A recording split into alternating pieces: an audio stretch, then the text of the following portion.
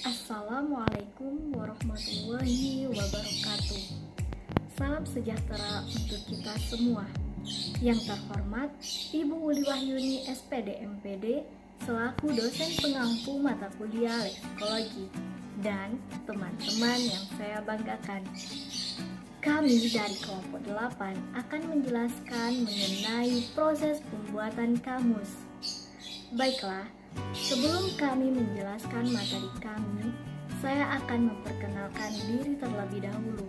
Saya Ardina dengan NIM 1808888201001 dan bersama rekan saya Trihana Rapika. Baiklah, kelompok kami akan menjelaskan tentang proses pembuatan kamus.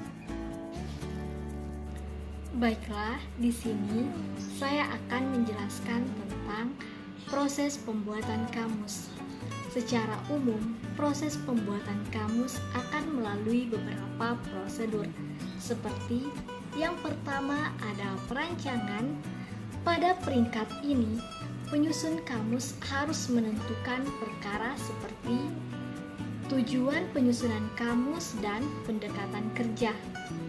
Selain itu, penyusun kamus akan mulai mengumpulkan bahan-bahan yang diperlukan seperti tim penyusunan, modal, komputer, dan peralatan yang lain. Dan yang kedua ada pembinaan data korpus, yaitu kata-kata yang akan dimasukkan ke dalam kamus hanya kata-kata yang digunakan oleh masyarakat. Maka dari itu, langkah pertama yang harus dilakukan tim penyusun kamus adalah membaca sejumlah karya untuk mendapatkan kata-kata kutipan yang akan dimasukkan ke dalam kamus nanti. Kata-kata tersebut akan dicatat ke dalam kartu dan kartu-kartu tersebut disusun mengikuti urutan abjad.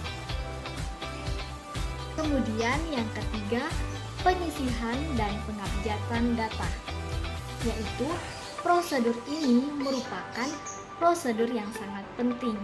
Setiap kata yang telah dicatat akan disusun menurut abjad. Jika tidak, maka kamus tersebut menjadi manual. Kerja ini dapat dilakukan dengan mencatat kata-kata kutipan di dalam kartu. Satu kartu supaya kata-kata tersebut dapat disusun dengan mudah. Selain itu, kartu-kartu tersebut akan disimpan dalam katalog. Selanjutnya yang keempat, pengolahan data, yaitu setiap kata-kata dikumpulkan dan diabjadkan, maka data tersebut harus dianalisis. Pada peringkat ini, penyusun kamus akan mengklasifikasikan kata-kata ini kepada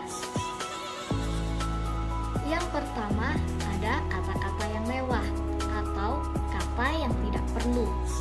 Kemudian yang kedua kata-kata baru dan yang ketiga kata-kata neologisme, yaitu kata-kata baru yang jarang digunakan. Dan yang terakhir atau yang keempat, kata-kata yang mengalami perubahan makna. Nah, sementara itu, penyusun kamus akan membuang kata-kata yang lewat atau kata-kata yang tidak perlu. Kemudian, mendokumentasikan kata-kata neologisme dan mengambil kata-kata baru dan kata-kata yang mengalami perubahan makna.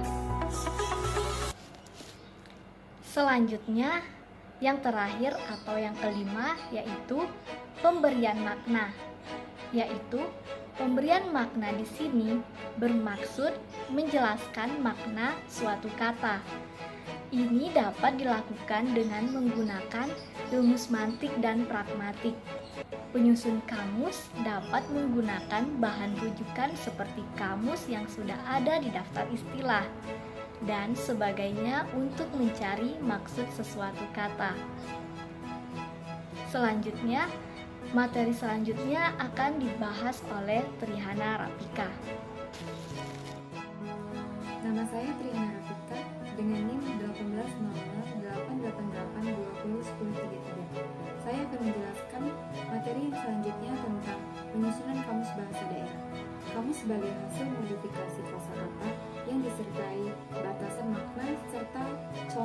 pemakaiannya dalam kalimat, memberikan tuntunan bagi pemakainya dalam memahami makna kata, serta bagaimana menggunakan kata ini secara tepat di dalam sebuah kalimat. Di samping itu, kamus dapat membantu memberikan keluasan wawasan serta pengembangan daya nalar, menurut Sunario 1994.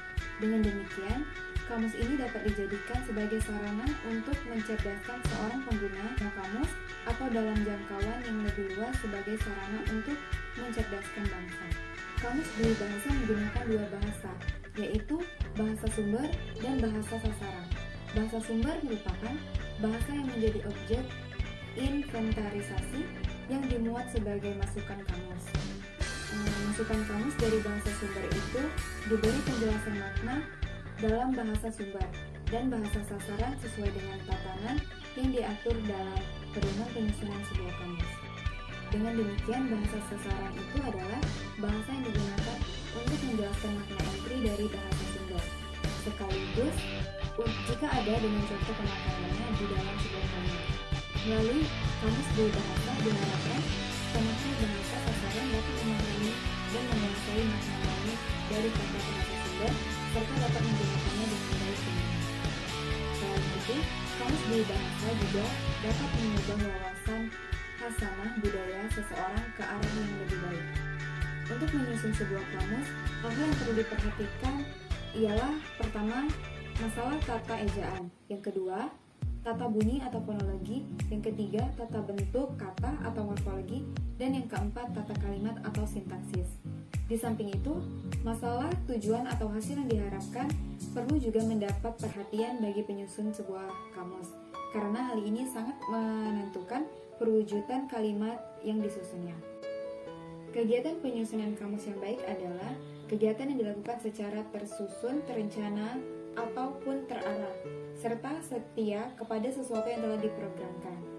Pemrograman yang baik yang disertai dengan tujuan perhitungan waktu, dana, tenaga, dan jangkauan sasaran yang tepat dan seimbang akan memberikan hasil seperti yang diharapkan oleh penyusun dari sebuah kamus. Oleh karena itu, sebelum kegiatan penyusunan sebuah kamus dilakukan, segala sesuatu yang diperlukan harus disiapkan terlebih dahulu.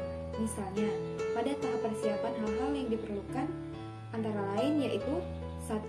Penyusunan peralatan yang diperlukan sebagai sarana kerja penyusunan sebuah kamus.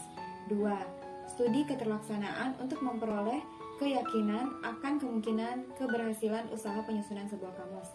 Yang ketiga, persiapan dan penjadwalan. Keempat, ketenagaan. Dan yang terakhir yaitu pendanaan yang diperlukan secara terperinci.